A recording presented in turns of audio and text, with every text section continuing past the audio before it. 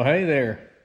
We have another Iroc Z Convertible show, and furthermore, I will no longer refer to it simply as the Iroc Z Convertible. That was just because I couldn't come up with a good name. But I'll tell you the truth, I think I got the perfect one. And I think you'll agree. Now, whenever you picture 80s cars, particularly Iroc Zs, you picture a certain hairstyle, wouldn't you? Yeah, I think you already know what I'm getting at. So, this thing, everybody I've talked to, all my friends and everything, they say, man, that car just screams America. Am I right? It screams America. Granted, whenever it has all four wheels on it, you know. But whenever they're running down the road, they scream America. You can't help but feel more American driving an Iroc Z convertible. Or, as it shall formerly be called, the American Mullet machine. That's right, I come up with that all by my onesie, you know, and I'm pretty happy with that. So from now on, she will be known as either the Mullet machine. Let me know what you guys think, for real. Either the Mullet machine or the American Mullet machine. And I'm actually going to make some special decals for right down here underneath Iroc Z after I get this thing painted. And I'm thinking I might paint it. This says either Mullet machine or American Mullet machine. So, you know, let me know, guys, for real. I really want to know. But tonight we do front brakes. This is a company I've heard mixed reviews about. They're on the Jungle website.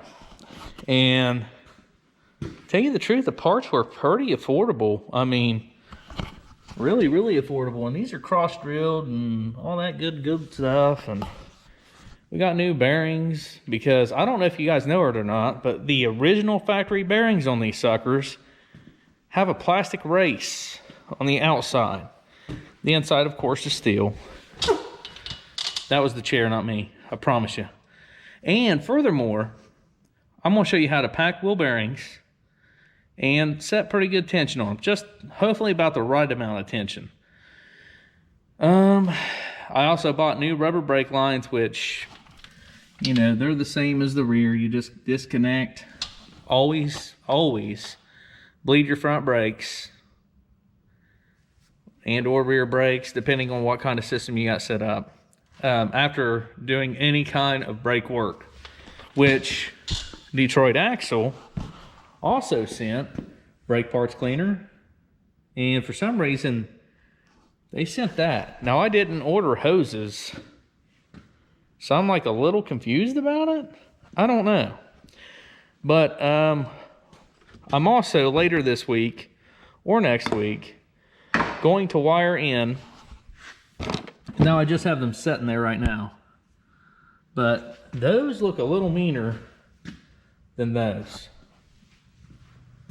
We're going to have to put some a light test and see if they shine as good, because, you know, I read somewhere it's kind of important to see at night whenever you're driving, and I believe them.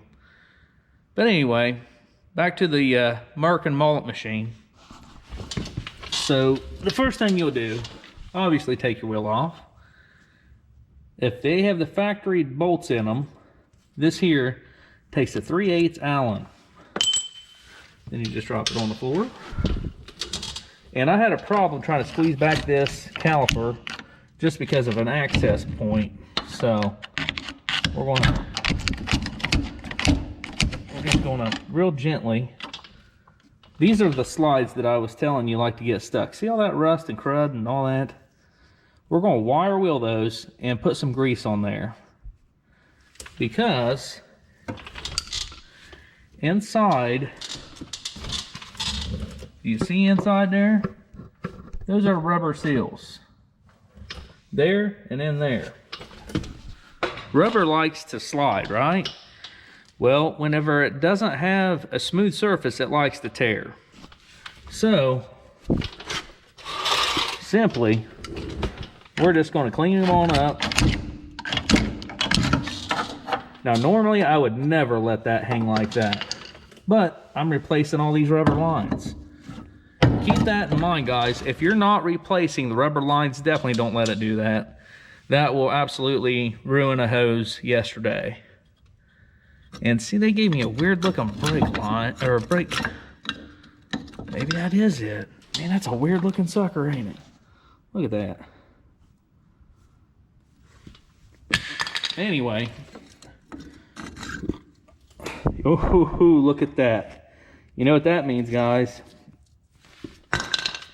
That means this rotor has been eaten all to bits. Oh yeah, I don't even have to look to know that's way gooder. So that's good. Oh, also, we found our tripod. In fact, that's what I'm using to hold the camera right now, or else I'd show you. So I'm going to show you real quick how to get this rotor off. You may be saying, I don't see what holds it. Right underneath this cap. In fact, watch this magicness. Does this show? Yeah.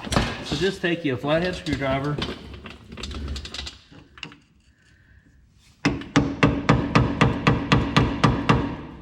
And you just knock all the rust loose. You don't really. All right. So once you get one side to work, pry off of there, go ahead, go all the way around it. And I'm curious as a kitten. These things look factory. But you know what? That grease has been replaced. Because this is green, right? This is green grease here. So either a wheel bearing's been replaced at one time or something. But the rotor, she's thin. Well, what you got is a cotter pin right here. I should have got some cutters.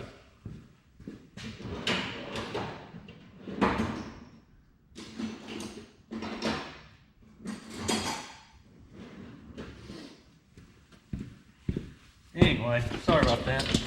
Should have got you some side cuts, pliers, something like that. And, you know, these are just regular cotter pins. Let's see. Darn it. Where's the other one at? Where'd you go there, fella? Maybe there's... Did they cut the other one off? Anyway. You just grab a hold of the end there. Twist, pull, and shout. And these, once you get this darn thing out of here... Oh, there he is. You can break these cotter pins. It's not going to hurt anything. Because you got to replace them. Never reuse a cotter pin, guys. Very important part. Now, these should not be tight. See how that's not tight at all there? That's how that's supposed to be. So, and these things didn't have any play.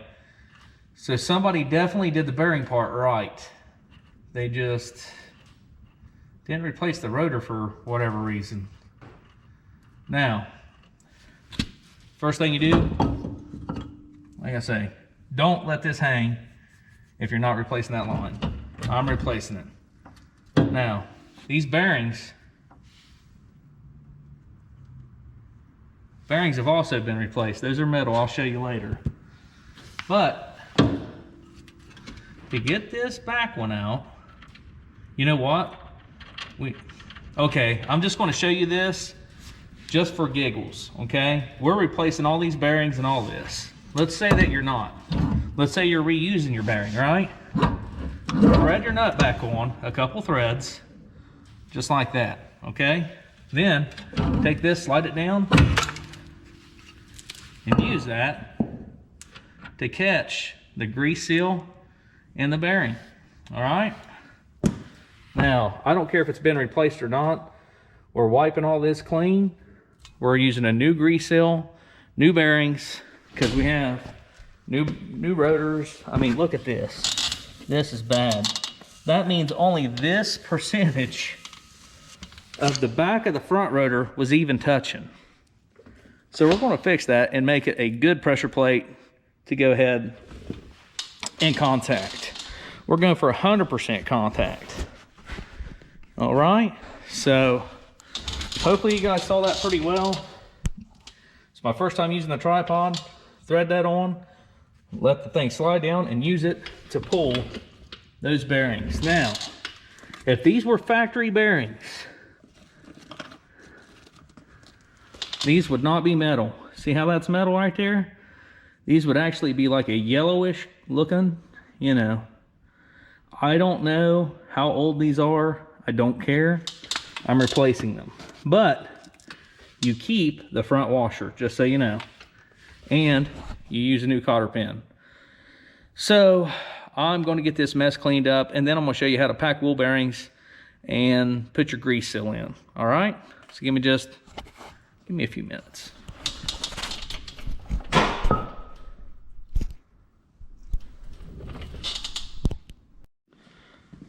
All right, guys, so remember how I didn't have enough room to push back the piston with my screwdriver like I normally do? Not a big deal. You can grab one of these big old C-clamp type deal things and just squeeze the bejesus out of her. I mean, that's the best and easiest way that I know how to do any of that stuff. That's just always the way I've done it.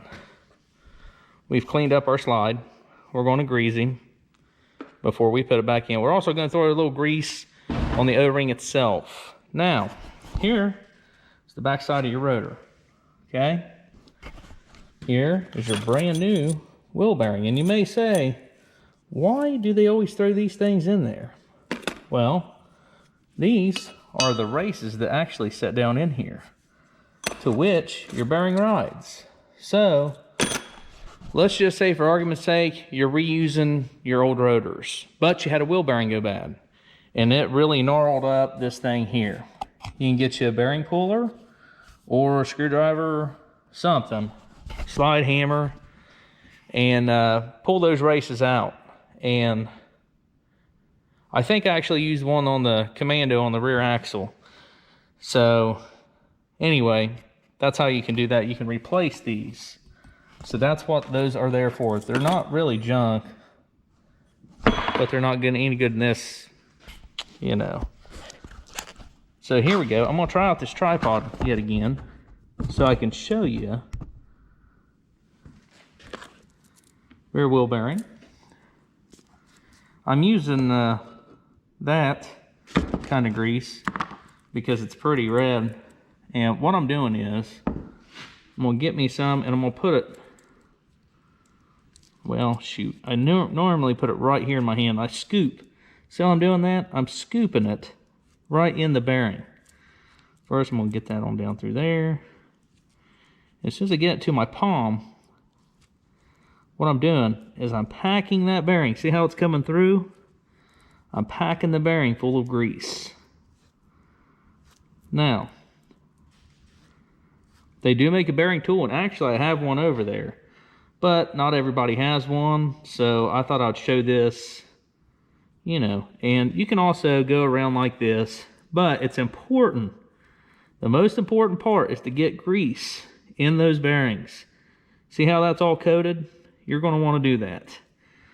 I'm also going to throw some down in here. Okay? Just for good measure.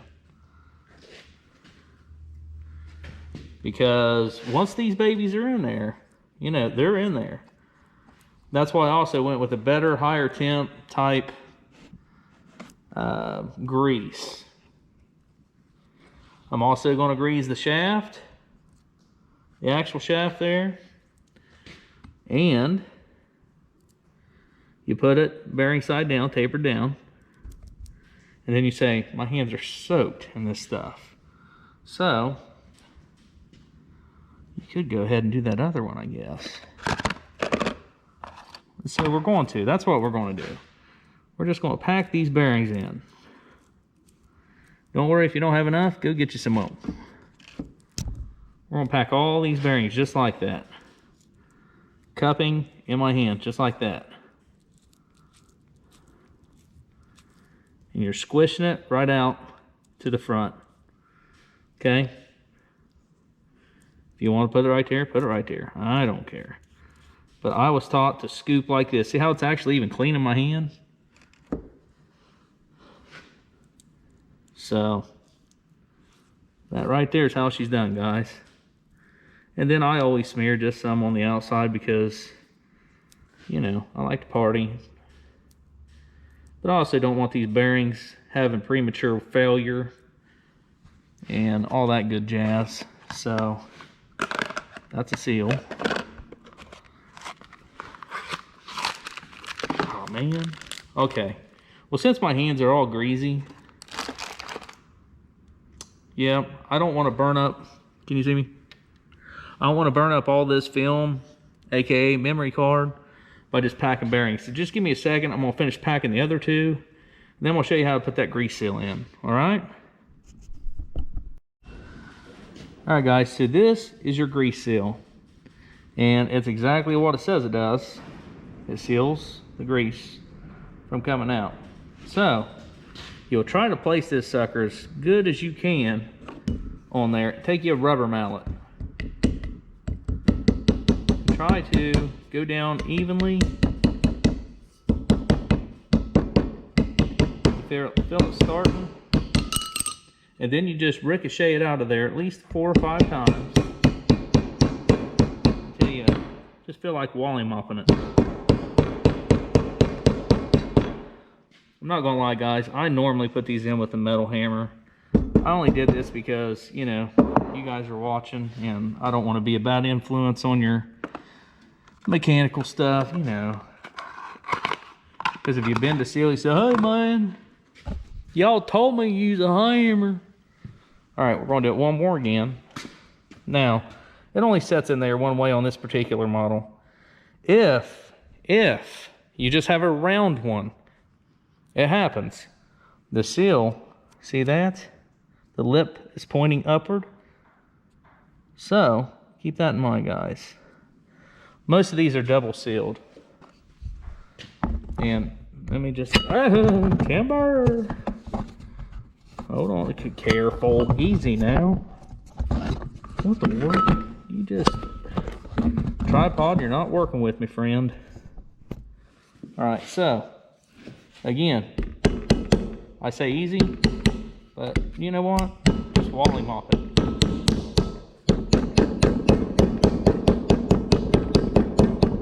If you have a metal hammer, you'll hear it go ding, ding, ding, ding, ding, ding, ding, ding. And that means you're in there, like swimwear. So, darn it.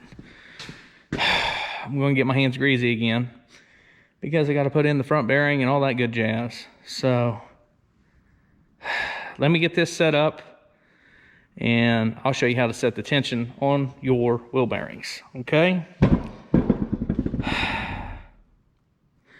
Lesson 37, 38, somewhere in there. Buy some rubber gloves or remember where you put them. Because I don't know where the heck I put them. I think they're in my little shed, but I don't remember. They are definitely not around here to where anywhere I can see. So that's good. Anyway, I'm going to put this camera down, throw some grease in the front side of this, get the bearing, the front bearing, will just slide in here. Then we'll slide that washer on there and just slowly tighten that nut. But I'll show you. Just give me 3 minutes. Give me a few minutes. All right. All right, guys. Just so you know, I practice what I preach. That's a new cotter pin, and that is our rotor on there. Hey, how about that? So, how about? Can I see? The ceiling. This tripod is just not great. Not gonna lie, guys. It's not the one to feel. So, You slide your washer on first, and you thread your nut on there, right? Now, daggone, that wrench I used had dirt on it. That's not good. You don't want dirt in bearings. I read somewhere like that's really, really not gooder. So make sure your goofy butt didn't use any. Anyway, so what you'll do is you'll slide it all the way back as far as you can. Then you'll just simply tighten it down finger tight. Grab a wrench that preferably doesn't have any dirt on it. Yep, it's gooder now. You just give him a little snug. Now, you might want to just back him off just a scotch, and then you start looking for the magical cotter pin place, which apparently is right there. Now, these are brand new bearings, okay? You want to make sure you don't over tighten them, but you don't want to under tighten them. So, you seat them, and then I'm just going to back them off just a little bit. They're tight there. Nope, nope. So I'm just going to move it just a little bit until I can get this cotter pin in. And right there, man, that's a little too loose for my likings, I think. Because see, I don't want that pin to move. So I'm gonna snug him down just a little bit.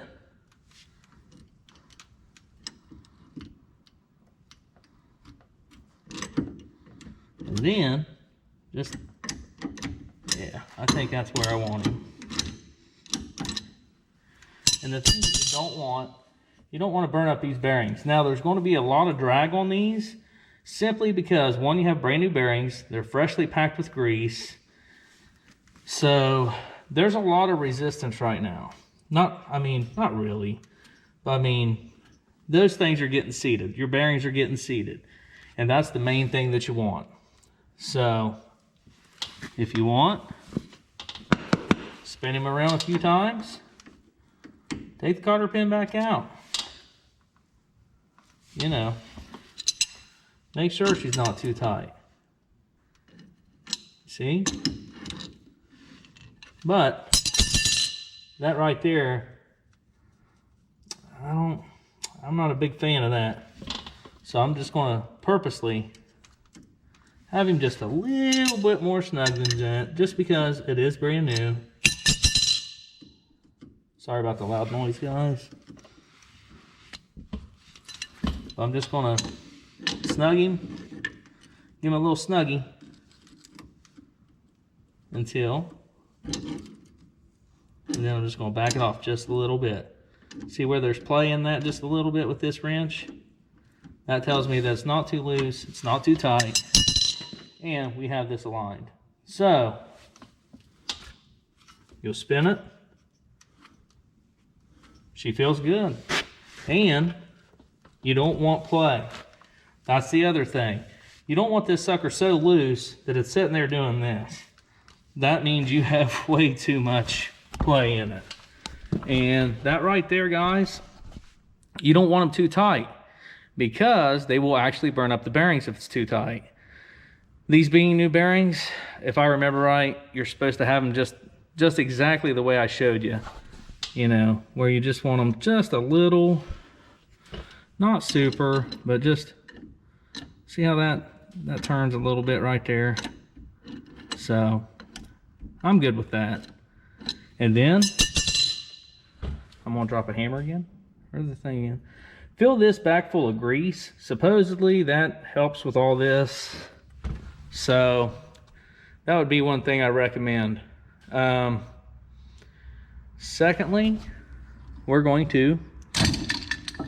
got our piston pushed back, by the way. It did push back pretty easily with that tool.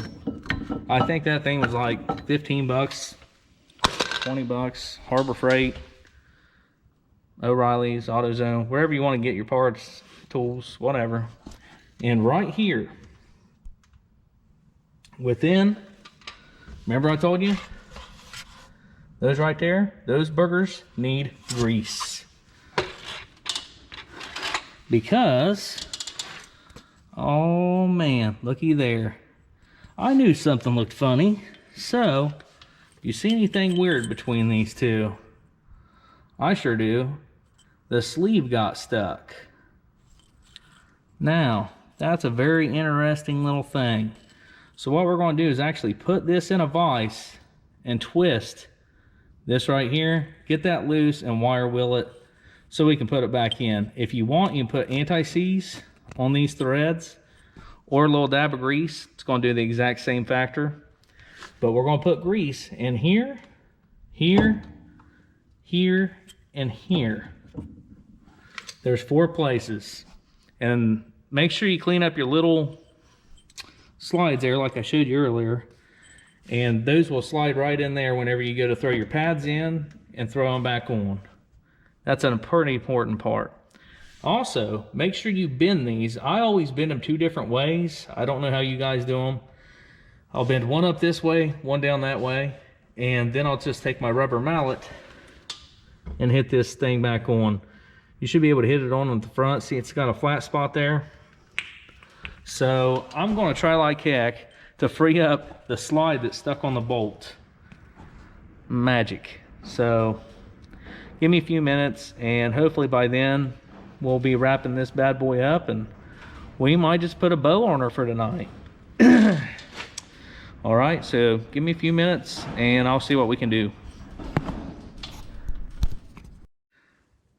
All right, guys, so these are ceramic pads from Detroit Axle. This is like an all-in-one kit.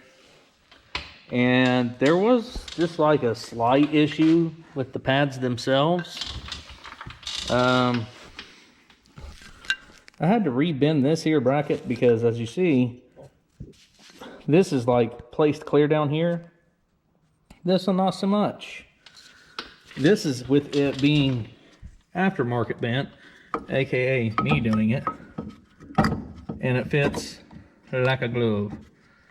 Just shove it, clip, daggone you, get in there, squid it. So right like that, and that's great. That works for me. These here, let me just show you on these other pads here. It's just going to be more gooder and easier. So, okay, well that's an anti-squill pad. Anyway, so with these babies right here in the corner, these are actually meant to bend.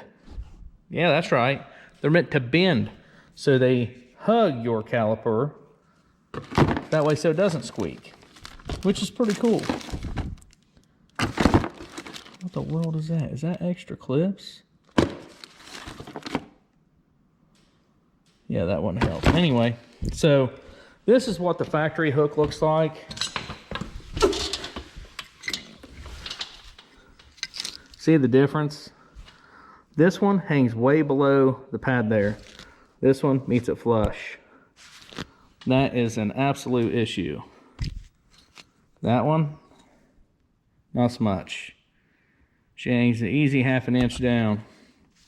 I just took my pliers, pulled this down, rebent it. She fits great. So, as for these slides, I did get that sucker to untwist. It was pretty cool. I put grease just on this here. Whoop. Just like that. Actually, that's probably too much. You don't want a whole lot of grease. You don't need a whole lot of grease. And then you just slide him through. Oh, wrong way. You just slide him through right here.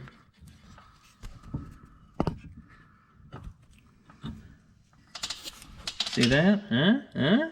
Now, we have a greased little fitting there. Now, just so I'm not trying to get my hands any more greasier, I clean these up with my wire wheel, dip them in a little grease, and we're just going to do that number. Because, you know, they need a little bit of grease too. We'll do that one. And we're going to do that right there.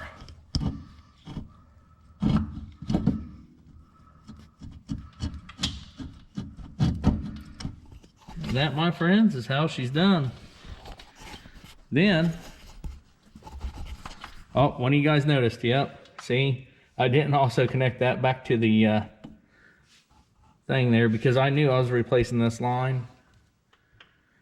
They also make, right here is where your caliper also fits. So, let me see if I can show you. Oh, daggone you. That shine just right. Somewhere in there. Alright, so you put grease right here, here, and here. Because the caliper also slides there. See all this? Now, you want to make sure you don't get your line all twisted. And boom, looky there. Prettier than a picture, Clark. And you just slide him through. Like I said, yeah, slide him through. Oh yeah, twists. There we go.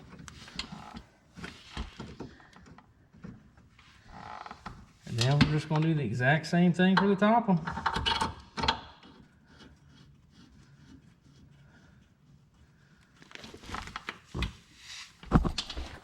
And there you have it, guys. All I got to do is tighten those down.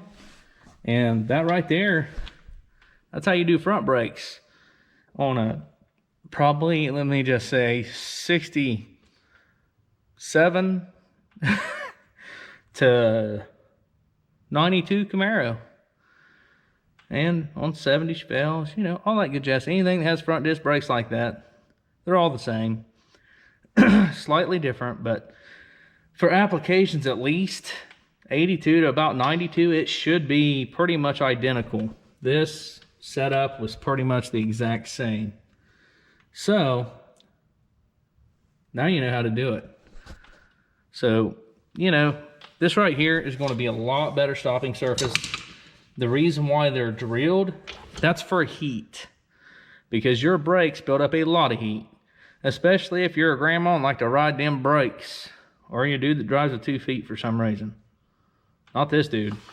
But, you know, some people do. I just don't. Unless I drive a standard. Anyway, so that's how you do the front brakes on this thing, guys. And I hope this was a good video. I think that it was. And if I run into any more snags on the other side that I didn't run on this one, for example, if the caliper don't push back, there's a few things you can do. You can crack the bleeder. Wherever the heck the bleeder is, it's somewhere in here, right there. You can crack that bleeder. See if fluid comes out. Fluid comes out, you got some issues, you know, and the piston will go back. Probably means you got a collapsed line and it's not letting fluid return back. So, you know, you got that. If it won't move at all, you got a froze caliper, you're going to need a new one. These slides, like I showed you, they like to stick. These ones are simple to fix. I really did. I put it in my vise, I tightened it down just a little bit and just bumped it with the 3/8 Allen head bit in it. I think it's 3/8, yeah, 3/8 Allen head bit. So that's what you'll need, that 1/2-inch wrench or just a 3/8 Allen. We'll get it off of there. So that being that wraps up this here edition. Hopefully this was a little bit better. I included the tripod just because, you know, I'm trying to do more gooder videos to describe a little bit better. And next trip, we're going to be, you know what? I've been flirting with the idea of doing some metal work because we need to. We got to do some patchwork on the floors, the trunk, and the rear inner fender on one of these sides. I think it's driver side. Just like little cut patch panels. So I'll go hopefully in good detail and show you guys how I do it. I'm not a professional, but you know, I've been showed by some pretty good people that know how to do it the right way. So hopefully I can relay that to you guys. Guys, we made it over 100. I think it was 103-ish when last time I checked. subscribers. So thanks, guys, for hitting that subscribe button. I appreciate the heck out of it. We haven't even really advertised, which is really exciting. So Trans Am Nation, guys, thanks for hitting the like button. Thanks for subscribing. We're going to try to do as many videos as we can. As you can see, we got plenty of YouTube gold just sitting around waiting. So thanks for watching, guys. You'll have a great weekend, and keep watching. It'll just get better. All right? We'll see you next time on Right Turn Garage TV.